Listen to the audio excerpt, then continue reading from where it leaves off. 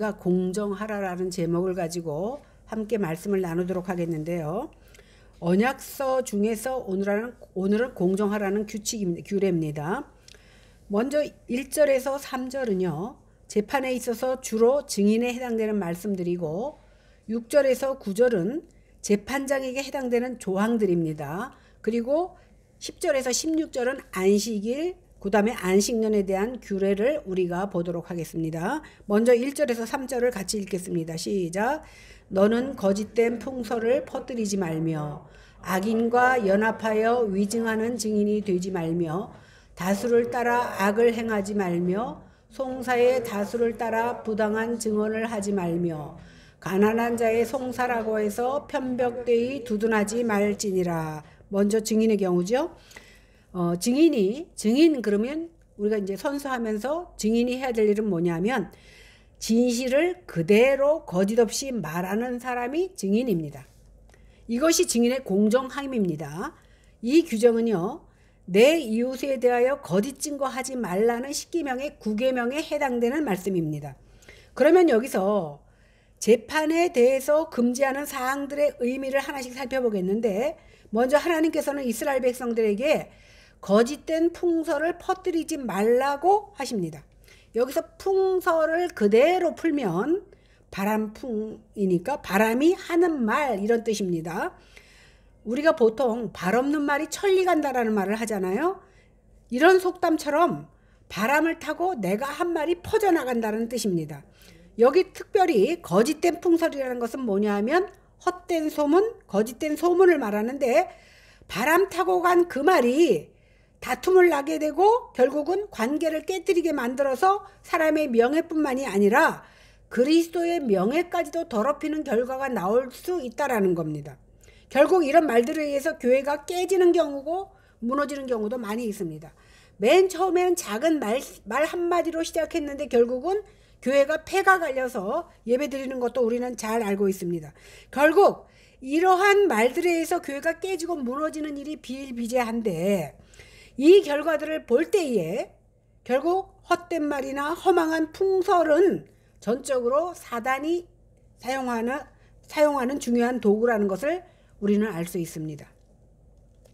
이런 말은 일단 내 입을 통해서 나가면 그 말이라는 게 주워 담을 수 없는 것과 마찬가지로 이 입을 통해서 나간 말에 생명력이 붙어가지고 그 생명이 다할 때까지 마구 돌아다닙니다.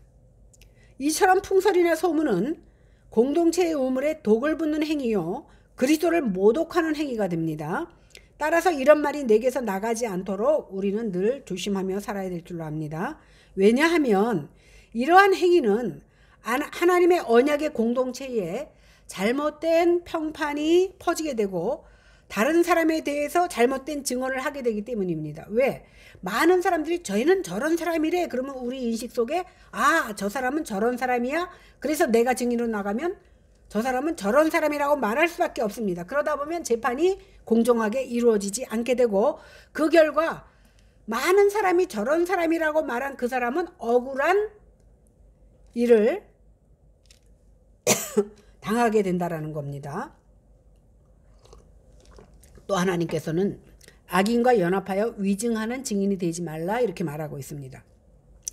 여기서 악인과 연합하지 말라는 말은 문자적으로 보면 악한 자에게 너의 손을 건네지 말라라는 뜻인데 여기서 악인과 연합한다라는 것은 결국은 악인이 아니라 마귀와 연합하는 행위가 결국 된다라는 뜻입니다. 그러니까 마귀가 하는 일이 뭐예요? 평안을 깨고 안전한 것을 불안전하게 만드는 것이 마귀가 하는 역할이거든요. 그러다 보니까 마귀가 근거 없는 악의와 헛소문을 퍼뜨려서 상대방을 함정에 빠뜨리도록 만든다는 겁니다. 그러면 악인의 근거 없는 헛소문만 듣고 그 소문에 동조해서 법정에 가서 그 거짓 증언을 할 수 있다는 겁니다. 이것 때문에 언약 공동체인 이스라엘에서 이러한 악을 행하는 것은 하나님의 은혜로 애굽에서 구원함을 받은 이스라엘 백성들에게 그들이 약속의 땅에 들어가서 하나님의 은혜를 결국은 멸시하는 결과가 되고 만다라는 사실입니다. 또 그 다음에는 하나님께서 이스라엘 백성들로 하여금 송사의 다수를 따라 부당한 증언을 하지 말며 가난한 자의 송사라고 해서 편벽되이 두둔하지 말라 이렇게 말하고 있는데, 다수를 따라 악을 행하지 말라는 말은 다른 사람들이 다 악한 일을 한다고 해도 우리 중에 나만 빼고 다 악한 것이 옳다라고 말해도 그것을 따르지 말라라는 겁니다.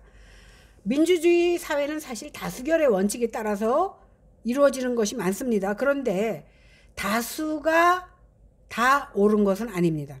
특별히 교회 안에서는, 언약 공동체에서는 다수결의 원칙을 따르는 것이 아니라 무엇을 따라야 되냐면 하나님의 진리의 말씀을 따라야 됩니다. 그러니까 아무리 다수의 백성들이 그것이 옳다고 말해도 하나님의 말씀과 다르면 우리는 그 다수를 따를 것이 아니라 하나님의 말씀을 따라야 되는 겁니다. 그러다 보면 다수를 따르지 않고 내 믿음의 소신대로 소수로 남는다면 굉장히 큰 결단과 희생이 요구될 수밖에 없습니다. 그러므로 오늘날 우리 그리스도인들은 다수의 의견이 하나님의 말씀에 맞는지 안 맞는지를 먼저 분별할 줄 알아야 됩니다. 그러기 위해서는 어떻게 해야 돼요? 자꾸 말씀을 듣고 말씀을 읽어야 되는 겁니다. 그래서 아무리 다수를 할지라도 그것이 하나님의 말씀과 대치가 되면 결코 동참하지 말아야 됩니다. 그런데 인류 역사상 인생들이 가장 악한 일에 동참한 일이 뭔지 아세요? 예수님을 십자가에 못 박는 일에 다수가 소리 지르니까 다 함께 소리 지르고 그를 못 박으라고 소리친 일입니다. 결국은 이 일이 이스라엘을 멸망의 길로 인도했다라는 사실입니다. 그러니까 모든 사람들이 다 거짓 증언을 한다고 해도 언약 백성들은 다수를 따르지 말고 거짓 증언을 하지 말아야 됩니다. 물론 그러다 보면 다수로부터 손가락질 당하고 배척을 당할 수밖에 없습니다. 비난당합니다. 그럴지라도 하나님의 백성들은 거짓 증언을 해서는 안 됩니다. 왜 그러냐면 법정에서의 거짓 증언은요, 상대방으로 하여금 생명까지 빼앗기게 하는 그러한 일이 성경에는 많이 나옵니다. 우리가 얼마 전에도 생각해 보았지만 그 나봇의 포도원, 그죠? 아하방 때 있었던 일이죠. 결국은 아하방이 그 포도원에 대한 탐욕을 버리지 않다 보니까 이세벨과 그 딸이 장로들에게 거짓 소문을 퍼뜨리게 해서 결국은 나봇이 많은 사람들 앞에서 돌로 맞아 죽은 경우를 볼 수 있습니다. 그러니까 죄 없이 많은 사람들의 거짓 증언으로 인해서 그가 돌로 맞아 죽게 된 경우를 우리는 알 수 있습니다. 그 다음에 하나님께서는 가난한 자의 송사라고 해서 편벽되이 두둔하지 말라 이렇게 말하고 있습니다. 여기서 편벽되이 두둔하지 말라는 말은 뭐냐면 편파적으로 판단하지 말고 두둔하지 말라는 말입니다. 보통 우리가 생각하면은 가난한 자를 생각할 때는 동정심을 갖게 되기 때문에 그를 두둔할 수 있습니다. 그러나 성경은 뭐라고 얘기냐면 무조건 가난한 자의 편에 선다고 그것이 옳은 것은 아니라는 겁니다. 그러니까 법정에서는 그 사람이 가난하냐 부자에 따라서 결정되는 것이 아니라 빈부에 상관없이 반드시 공의롭게 결정을 내려야 된다는 겁니다. 물론 하나님께서는 가난한 자에게 자비를 베풀 것을 말씀해 주셨습니다. 그런데 공적인 법을 수행함에 있어서는 가난한 자라고 해서 무조건 편들어서도 안 되고 또 가난하고 힘이 없다고 해서 그를 공평치 않게 판단해서도 안 된다는 겁니다. 그러니까 이스라엘 백성들은 언약 공동체로서 가난한 이웃에 대하여 자비를 베풀어야 되지만 반드시 공의롭게 판단해야 된다는 사실입니다. 이와 같이 오늘날 우리 그리스도인들은 사회의 모든 방면에서 참여하고 활동하는데 복음의 지혜로 행하며 하나님의 공의를 드러내야 됩니다. 그러니까 믿는 사람이 세상 사람들 한다고 다 따라해서는 안 된다는 것을 오늘 말씀해 주고 있습니다. 4절에서 5절을 읽겠습니다. 시작. 내가 만일 내 원수의 길 잃은 소나 나귀를 보거든 반드시 그 사람에게로 돌릴지며 내가 만일 너를 미워하는 자의 나귀가 짐을 싣고 엎드러짐을 보거든 그것을 버려두지 말고 그것을 도와 그 짐을 부릴지니라. 이 말씀은 뭐냐면 원수라고 해도 내가 이제 대법관인데 나와 생각을 달리하는 사람, 내 원수가 재판을 받고 있어도 공정하게 재판하라는 겁니다.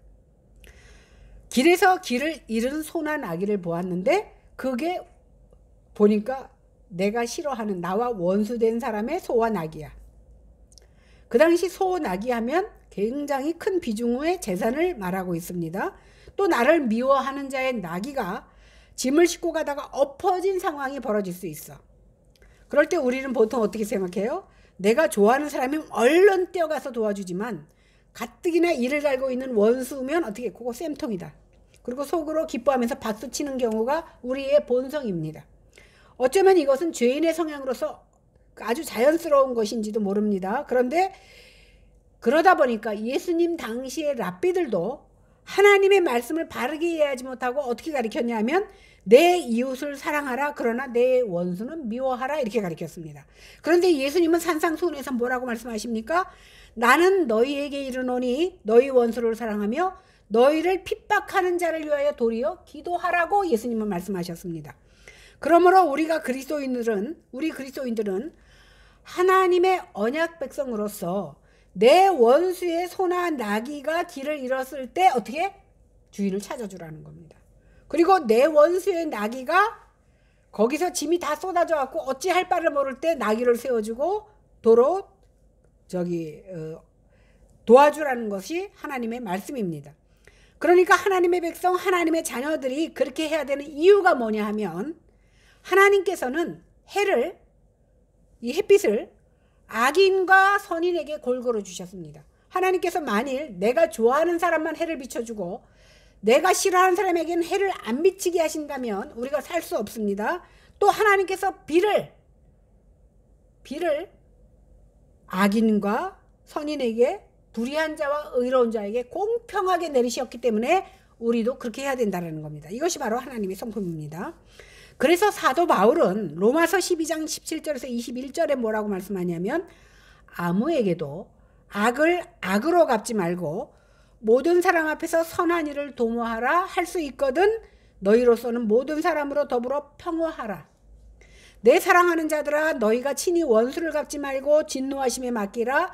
기록되었을 때 원수 갚는 것을 내가 하지 말고 어떻게? 하나님 앞에 맡기라. 그것으로 끝나는 게 아니라 거기다가 내 원수가 줄이거든 먹이고 목마르거든 물을 주고 그렇게 네가 원수에게 상을 베풀어 줄므로 그 원수의 머리에 수풀을 쌓아 놓으리라. 그러면서 그거로 끝나지 않습니다. 악에게 지지 말고 선으로 악을 이기라. 그 사람이 원수기 때문에 내가 원수같이 대하면 결국 악에게 지는 겁니다. 그러니까 지지 말고 도리어 선으로 갚아주라는 거예요. 이것이 바로 로마서의 말씀입니다. 6절 7절을 읽어보겠습니다. 시작. 너는 가난한 자의 송사라고 정의를 굽게 하지 말며 거짓 일을 멀리하며 무죄한 자와 의로운 자를 죽이지 말라. 나는 악인을 의롭다 하지 아니하겠노라. 이 말씀은요, 재판관의 공정한 재판을 명시한 규례입니다. 즉 재판관은 돈과 그 권력에 결탁해서 거짓 재판을 하지 말며 실수해서 무고한 자를 죽지 않도록 지혜롭게 판결하라고 말씀하고 있습니다. 하나님의 언약 백성들은 이웃에 대해서 약한 것을 도모하며 거짓으로 모함해서는 안 됩니다. 오늘 레위기 19장 15절에 보니까 너희는 재판할 때 불의를 행치 말며 가난한 자의 편을 들지 말며 세력 있는 자라고 두어하지 말고 공의로 사람을 재판하라. 그러니까 가난하다고 편들어주지 말고 부자라고 거기 서지 말라는 겁니다. 어떻게? 법대로 공정하게 하라는 겁니다. 하나님께서는 재판에서 공의로 판단하지 못해서 무고한 사람이 죽임을 당하는 것을 원하지 않는다는 겁니다.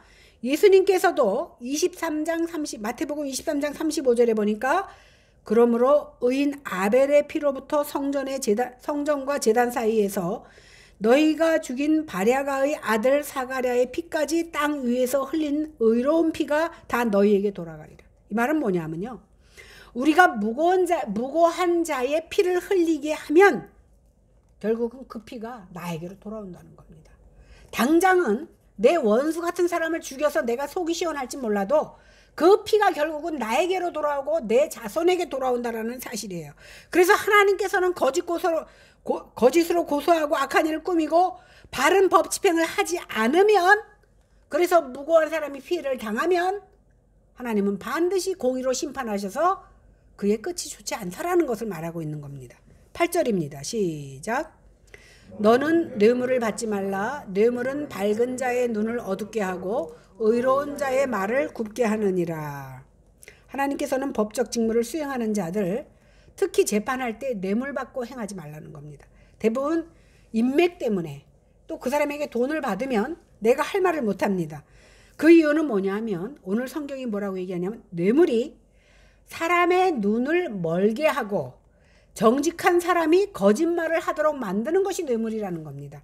우리가 일반적으로 이제 선물도 주고받고 살잖아요. 이 선물은 굉장히 좋은 것인데, 그러나 이 선물이 법적인 관계로 엮여진 사람에게 계속 선물을 하게 되면 이것은 선물이 아니라 이제 뇌물이 되는 겁니다. 그렇게 되면 뇌물을 받은 사람은 그 사람 앞에 눈이 멀게 되고 내 정직을 상실해버리게 됩니다. 그래서 전도서 7장 7절에 보니까 탐욕이 지혜자를 우매하게 만들고 뇌물이 사람의 명철을 망가뜨린다 이렇게 말하고 있습니다. 여기서 말하는 탐욕은요, 부정한 소득을 말합니다. 이렇게 부정한 소득을 갖게 되면 그 사람한테 이미 부정한 소득으로 인해서 책 잡혔기 때문에 그 사람을 봐줄 수밖에 없게 됩니다. 그래서 뇌물은 지혜로운 사람을 우매한 자로 만들게 되고 사람의 명철을 흐리게 만드는 겁니다. 우리도 이 세상 살면서 특히 정치권에서 많은 사람이 뇌물 때문에 엮여서 비리를 저지른 일을 보면서 살아가고 있지 않습니까? 특별히 고위공직자나 정치인들이 뇌물로 인해서 그 인생이 부끄러움을 당하고 사회에서 매장되는 것을 보면서 그것이 우리에게, 그 사람들은 크게 있지만 우리에게는 적은 모습으로 나타날 수 있다는 사실을 깨닫고 어쨌든 우리는 뇌물 앞에 좋아하지 않는 그런 사람들이 되어야 됩니다. 그런데요, 오늘 잠언 17장에 보니까 뇌물의 위력을 맛본 사람은 이제 뇌물이면 돈이면 안 되는 것이 없구나라고 생각하게 만든다는 거예요. 그래서 뇌물의 생리에 익숙해진 자는 하나님조차도 뇌물로 자기 편을 만들려고 그래. 무슨 뜻인지 아세요? 오늘 저 사도행전에 보니까요. 사도행전 8장 18절에서 20절에 보면 시몬이라는 사람이 나와요. 그 사람이요, 사람들이 성령을 받는데 자기도 받고 싶은 거야. 그래서 돈을 줄 테니까 얼마면 팔겠느냐라. 성령이 하나님이거든요. 하나님도 돈으로 매수해서 살려고 했던 자가 진짜 나옵니다. 또 많은 사람들은 내가 하나님 앞에 범죄를 저질렀어. 사람은 몰라. 그럴 때 어떻게 생각하냐면 하나님 앞에 많은 돈을 갖다 대고 하나님 한 번만 봐주세요. 그리고 하나님을 눈 감게 하는 것이 뇌물이 물질로 하나님의 자기의 불의를 눈 감아 달라고 하는 사람도 있다라는 겁니다. 이와 같은 행위가 사람에게는 통할지 몰라도 하나님에게는 통하지 않는다는 겁니다. 결국은 이 행위가 하나님을 모독하는 결과를 나타낸다라는 겁니다. 그래서 오늘 성경에 보니까 여호와는 뇌물도 안 받으시고 뇌물 받는 자를 저주하시는 분이라고 오늘 신명기에서는 말하고 있습니다. 그러므로 언약 백성은 뇌물 받는 일을 두렵게 여겨야 됩니다. 그러니까 보이는 그 돈에, 뇌물 그랬지만 돈이잖아요. 돈이나 어떤 선물을 현혹되지 말고 보이지 않는 하나님을 두려워할 줄 아는 저희들이 되어야 될 줄 압니다. 그래야 우리가 이 사회에서 살든 아니면 우리가 법관은 아니니까 법을 집행하지는 못하지만 올바른 판단을 할 수 있는 줄로 믿습니다. 특히 법과 관련을 가지는 그리스도인들은, 특히 법에 관련된 사람들은 뇌물을 조심해야 됩니다. 법적 직무를 수행하는 데 있어서 공의를 행하여 자신을 깨끗하게 하고 하나님께서 기뻐하시는 공의를 행할 줄 알아야 됩니다. 그럴 때 하나님 나라가 임하게 되고 그리스도의 의로운 통치가 이루어지는 겁니다. 그렇지 않으면 언약 공동체인 교회에서 그리고 사회에서 빛과 소금의 역할을 해야 되는데 도리어 저거 믿는 사람이 안 믿는 사람보다 더 해라는 손가락질을 받게 되고 지탄을 받을 수밖에 없다라는 겁니다. 오늘 사도행전 24장 24절에서 26절에 보니까 수르의 벨릭스가 그 안에 유대 여자 두루실라와 함께 바울을 불러 그리스도 예수 믿는 도를 듣거늘 바울이 의와 절제와 장차오는 심판을 강론하니 벨릭스가 두려워하여 대답하되 지금은 가라. 내가 틈이 있으면 너를 부르리라 하고 동시에 또 바울에게서 돈을 받을까 바라는 거로 더 자주 불러 이야기하더라. 여기요, 사도 바울이 벨릭스 총독에게 가서 신문을 받게 되었는데, 그러니까 뭔가 트집을 잡아서 신문을 받게 하는데 이 벨릭스가 아주 자주 부르는 거야. 한 2번만 불러서 물어보면 되는데 자꾸 신문을 하려고 불러요. 그런데 사도 바울은 자주 갈 때마다 무슨 얘기를 하니까 하나님의 도를 전합니다. 하나님의 도를 전하고 그것을 강론합니다. 그런데 벨릭스하고 사도 바울하고 틀려. 벨릭스는 돈을 받을까 해서 사도 바울을 불렀고, 사도 바울은 만나는 것이 기회다 생각하고 하나님의 복음을 전합니다. 이러한 것을 볼 때 결코 서로의 의도가 다르지만 사도 바울은 벨릭스에게 굴하지 아니하고 어떻게 했습니까?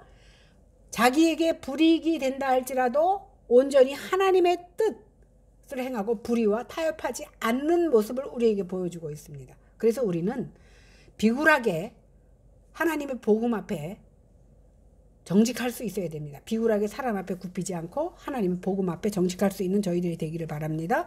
9절 보겠습니다. 시작. 너는 이방 나그네를 압제하지 말라. 너희가 애굽 땅에서 나그네 되었은즉 나그네의 사정을 아느니라. 요즘도 보면 우리나라에 많은 외국인들이 와 있지만 자기네 나라가 못 살아서 우리나라에서 돈을 버는 건 맞지만 자기네 나라보다 문화적으로 살기 좋을지는 모르지만 우리나라 백성들이 누리는 것과 같은 똑같은 혜택을 누리지 못합니다. 우리가 코로나가 왔을 때도 예를 들어 예방접종을 하거나 모든 혜택을 받을 때 자국민 우선으로 하지 이방인들 우선으로 하는 나라는 없습니다. 어느 나라고.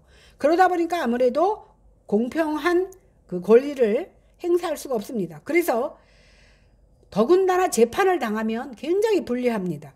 그러나 하나님은 뭐라고 얘기하냐면 이방인이라고 해도 부당하게 대하지 말라고 말씀합니다. 그러니까 하나님 보시기엔 똑같은 백성인 거예요. 특히 재판과 관련해서는 법정에 섰을 때 이방인에 대해서 압제하거나 학대하지 말라라고 말합니다. 그 이유가 뭐냐면 너희도 과거에 애굽 땅에서 이방인으로 살지 않았느냐. 그러니까 너희들은 이방인으로 살았기 때문에 그들의 마음을 이해할 수 있지 않느냐라고 말한 겁니다. 그래서 나그네로 살다가 구원함을 받은 너희는 특별히 언약 백성으로서 마땅히 그들을 학대하지 말고 그들에게 동등하게 대하라 이렇게 말하고 있습니다. 10절 12절입니다. 시작. 너는 6해 동안은 너희 땅에 파종하여 그 소산을 거두고 7째 해에는 가를 묵혀두어서 내 백성의 가난한 자들이 먹게 하라. 그 남은 것은 들짐승이 먹으리라. 내 포도원과 감람원도 그리할지니라. 너는 6해 동안에 내 일을 하고 7째 날에 쉬라. 내 소와 나귀가 쉴 것이며 내 여종의 자식과 나그네가 숨을 돌리리라. 이거 우리가 레위기 때 배웠잖아요. 이제 이것은 안식년과 안식일에 대한 규례입니다. 이 안식일 규정이 뭐죠? 6일은 열심히 땀 흘려서 일하고 제7일에는 쉬고 예배하라. 이것이 바로 안식일 규정입니다. 안식년은 뭐냐면 6년 동안은 농사짓고 7년 되는 해는 땅을 묵혀두되 포도원이나 감람원도 다 그렇게 하라는 겁니다. 그 이유가 뭡니까? 안식년과 안식일을 통해서 가난한 자들과 짐승까지도 먹게 하시고 또한 이를 통해서 당신의 자비하심을 나타내는 겁니다. 일반적으로 종들은 그 당시에 종이나 노예는 공휴일이 없어요. 주인은 쉬어도 머슴은 쉬지 못합니다. 그냥 명령해서 너 이거 해라 그러고 시키는 겁니다. 그러니까 안식이라는 개념이 일반 사회 그 당시에 다른 나라에도 없었지만 더군다나 안식일이 있다고 해도 주인은 쉰다고 해도 종들은 쉴 수가 없었던 겁니다. 그런데 하나님은 이제 너희가 애굽에서 종되었다 자유인이 된 너희들은 종들을 다른 나라처럼 대하지 말라는 겁니다. 어떻게? 너희가 쉬면 종들도 쉬게 해주라는 겁니다. 종들만 쉬게 하는 것이 아니라 어떻게? 그 짐승까지도 소와 나귀까지도 쉬게 하라는 겁니다. 본래 안식일이 무슨 날입니까? 예배하기 위한 날입니다. 예배하기 위한 날이기 때문에 과거에 예배 외에 다른 것을 하면 어떻게 했어요? 죽였잖아요. 그러니까 결국은 안식일은 하나님 앞에 예배하며 우리의 의무를 다하는 날입니다. 그런데 하나님께서는 니네가 안식일날 나에 대한 의무를 다하는 것만큼 중요한 것이 뭐냐? 내 집에서 부리는 종이나 짐승들을 쉬게 하는 것도 나에 대한 그 예의만큼이나 중요하다라는 겁니다. 그것뿐만 아니라 짐승들도 숨 쉴 틈을 주라는 거예요. 종만 주는 것이 아니라. 얼마나 하나님께서 이렇게 공평합니다. 공평하신지 모릅니다. 이렇게 하나님께서는 안식년과 안식일을 통해서 약자일지라도 공정하게 대하라는 것을 우리에게 가르쳐주고 있습니다. 그러니까 쉰다는 것은 주인만 쉬는 것이 아니라 종이나 머슴이나 짐승까지도 필요하다는 겁니다. 이런 법을 통해서 하나님께서는 당신이 자비와 긍휼하신 분이라는 것만 가르쳐주려고 하는 것이 아니라 안식을 통해서 더 큰 안식을 우리에게 훈련시키는 거예요. 오늘 우리가 안식일과 안식년에만 오늘 본문에서 나오지만 사실은 안식일, 안식년 다음에 더 큰 게 있죠. 그게 바로 희년입니다. 희년은 뭐냐면 그 레위기서 25장에 보니까 7 안식년, 벌써 7년에 한 번씩 안식년이잖아요. 안식년이 7번 가면 49년, 그 다음에 50년째 되는 날이 희년입니다.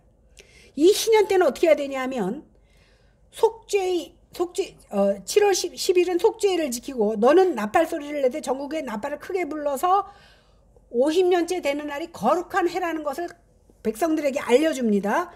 그 다음에 이 해는 희년에는 어떻게 해야 되냐면 각각 자기 기업으로 돌아가. 내가 이 사람한테 땅을 샀어요.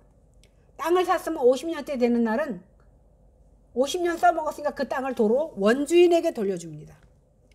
그리고 종도 어떻게 돼요? 50년째 된 날은 도로 풀어줘야 돼요. 다 자유를 얻게 되는 게 바로 희년에 있습니다. 이 50년은요.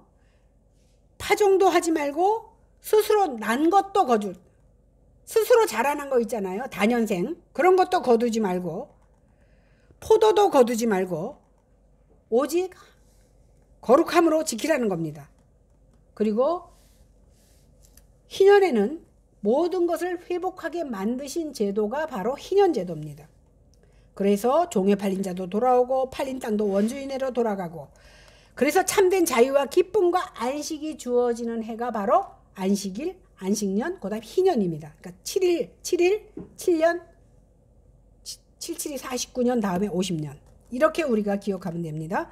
그런데 우리가 광야에서부터 하나님께서 훈련시켰잖아요. 안식일 전날은 만나를 다른 날은 한 오멜씩 거두다가 2오멜을 걷게 했어요. 그 말은 뭐예요?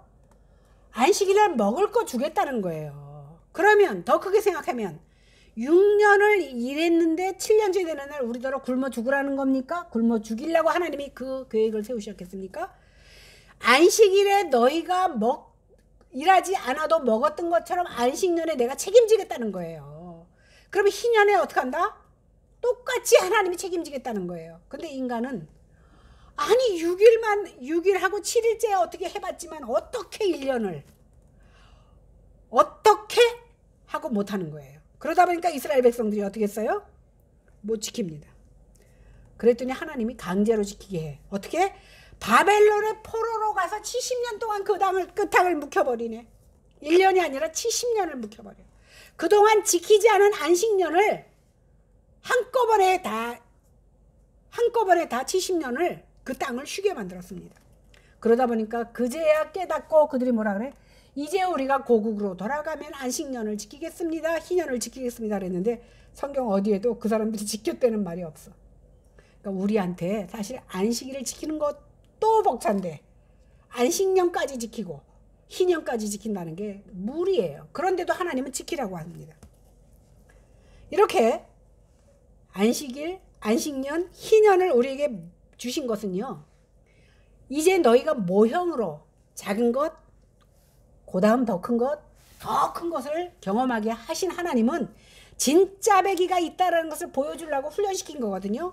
그것이 뭐냐면 너희에게 네가 6일 동안 일했지만 7일날 안식하며 나와서 예배했지?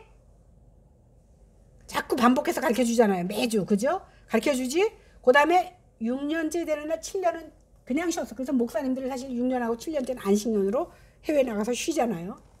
우리 교회는 내가 가서 쉬면 할 사람 없으니까 못 쉬지만. 그래서 성경에서 이제는 참된 안식, 이 땅에서는 안식일, 안식년, 희년을 지켰지만 이제는 영원한 안식인데 그것이 바로 천국이에요. 그 천국의 모형으로 안식일, 안식년, 희년을 주셨는데 그것을 완성하실 분을 보내주셨어요. 그분이 누굽니까? 바로 예수 그리스도입니다. 예수님께서는 처음 창조에서 깨어진 안식을 십자가에서 다 이루신 거예요. 그러니까 우리가 가나안으로 들어가는 것, 애굽에서 노예로 살다 가나안으로 들어가는 것이 안식이고, 우리가 주일마다 예배하는 것이 안식이듯이 새 예루살렘, 새 낙원, 그것을 회복하는 것이 바로 참 안식입니다. 새 예루살렘, 참 안식이 어디입니까? 하늘나라라는 거예요. 그러면 어떻게 이루어집니까? 예수님께서 십자가 위에서 그 안식을 완성하셨는데 그 증거가 뭐냐면 부활하고 승천하신 겁니다. 만약에 이따 사도신경하고 연결되니까 그때 말씀드리겠는데, 이렇게 예수님을 믿는 자는 참 안식을 맛볼 수가 있고 깨달을 수가 있고 소망하며 살아갈 수가 있습니다.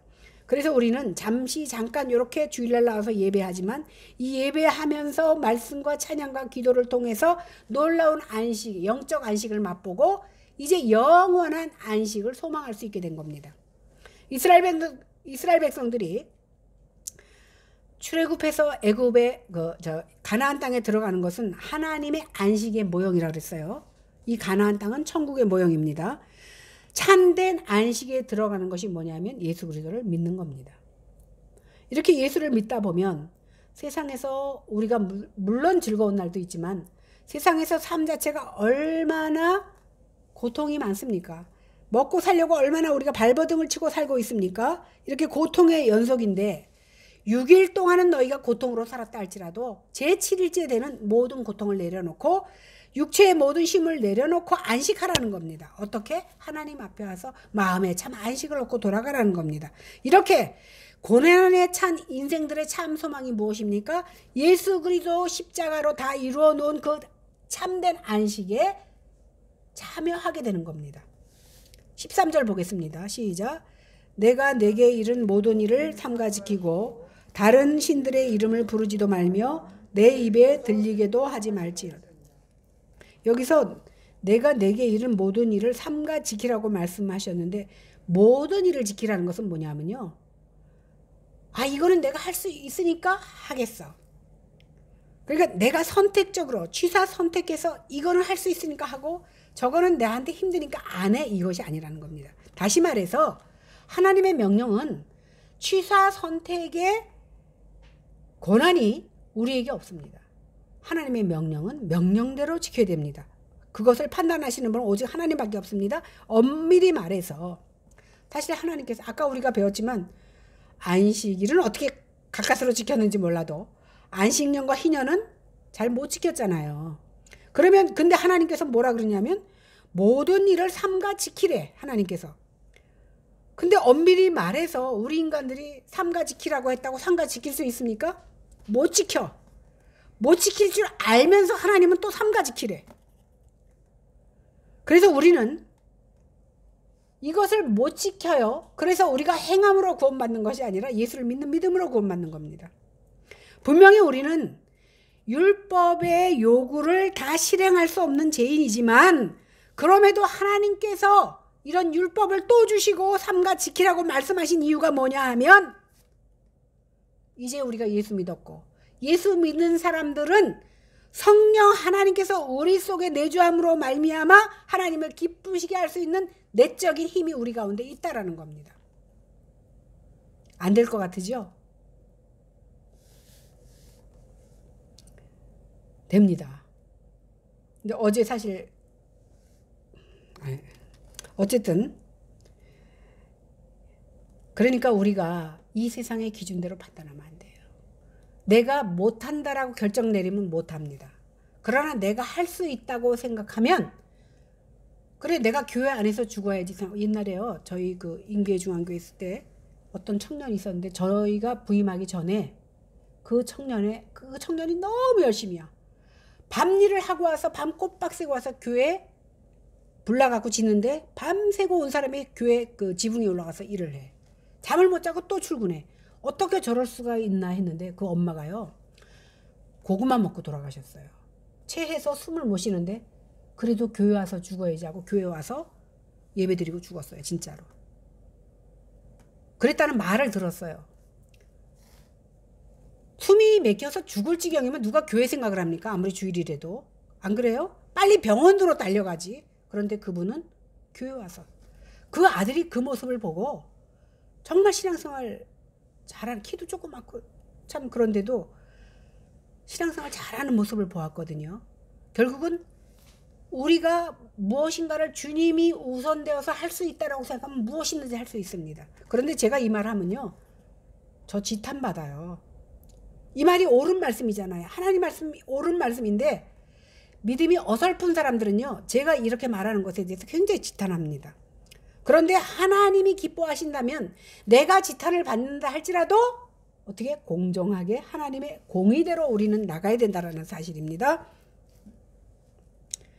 이렇게 우리가 율법의 요구를 실행할 수 없는 것을 하나님께서는 아시면서도 내가 이런 것을 너희는 다 삼가 지키라고 하나님 말씀하고 있어요. 왜? 성령의 내주하심으로 하나님을 기쁘시게 하는 힘이 우리 속에 있기 때문입니다. 그래서 우리는 이 세상의 기준이 아니라 이 세상과는 비교할 수 없는 높은 수준의 요구를 하나님 아버지께서 우리에게 하신 겁니다. 믿음 없는 사람에게 안식일 지키라고 그러면 안 지켜요. 오늘 나가서 돈 벌어야 되는데 무슨 이 시간에 교회를 나갑니까? 이렇게 대답하잖아요. 그러나 성령 하나님께서 내주하는 사람은 하나님의 실행할 수 없을 것 같은 이 요구를 어떻게 실행하고 있지 않느냐는 겁니다. 우리가 주일에 나와서 예배하는 것이 내가 나와 있기 때문에 아무것도 아닌 것 같지만 사실은 이게 바로 기적인 거예요. 세상을 따라 사는 것이 모든 사람에게는 평범하고 그것이 맞는 얘기입니다. 그러나 하나님께 구원함을 받고 선택받은 자만이 이 자리에 나와서 하나님의 귀한 말씀을 들을 수 있는 줄로 믿으시기 바랍니다. 그래서 그런 삶으로 우리가 부름을 받았다는 존재라는 사실 때문에 우리는 감사함으로 살아갈 수 있는 겁니다. 성령 하나님께서 우리에게 은혜 주셔서 우리로 하여금 하나님의 은혜 위에 굳게 서게 만들어 주시기를 바랍니다. 못하는 사람은요, 죽어도 못합니다. 그러나 할 수 있는 사람은 죽어도 합니다. 그래서 우리가 하나님의 언약 백성으로서 우리의 모든 삶에서 하나님의 은혜를 온전히 나타내는 삶을 살게 하여 주시기를, 그래서 모든 사람에게 예수님이 우리에게 알려주신 공정한 삶을 베풀며 살아갈 수 있는 저희들이 되기를 주님의 이름으로 간절히 축원합니다. 기도하겠습니다. 오늘 출애굽하여 가나안을 향하여 가는 이스라엘 백성들에게 공정할 것을 명령하신 하나님의 말씀을 배웠습니다. 이 말씀을 듣는 중에 우리 하나님께서는 의가 없는 자라도, 또한 이방인들에게도, 또한 짐승에게조차도 공정과 정의를 베푸신다는 사실을 이 한 시간 깨달았습니다. 또한 그것뿐만이 아니라 안식일을 통하여, 안식년을 통하여, 또 희년을 통하여 더 큰 소망을 우리에게 보여주시니 감사합니다. 하나님이 주신 그 율법을 우리가 실행할 능력이 없지만 그럼에도 불구하고 우리에게 거듭하여 그 율법의 요구를 하시는 것은 주께서 허락하신 성령이 우리 속에 내주하심으로 말미암아 우리의 내적 힘이 강하여져서 하나님 앞에 나아갈 수 있도록 우리 하나님께서 만드셨다라는 사실 앞에, 그러한 존재로 쓰임받고 있다는 그 사실 앞에 우리가 감사할 수 있게 하여 주시기를 원합니다. 내가 못한다고 마음먹으면 절대 못합니다. 그러나 내가 할 수 있다라고 마음먹으면 우리는 주께서 가능케 하심으로 할 수 있는 줄로 믿사오니 우리 모두에게 이러한 믿음이 있게 하여 주시옵소서. 감사드리며 예수님 이름으로 기도했습니다. 아멘.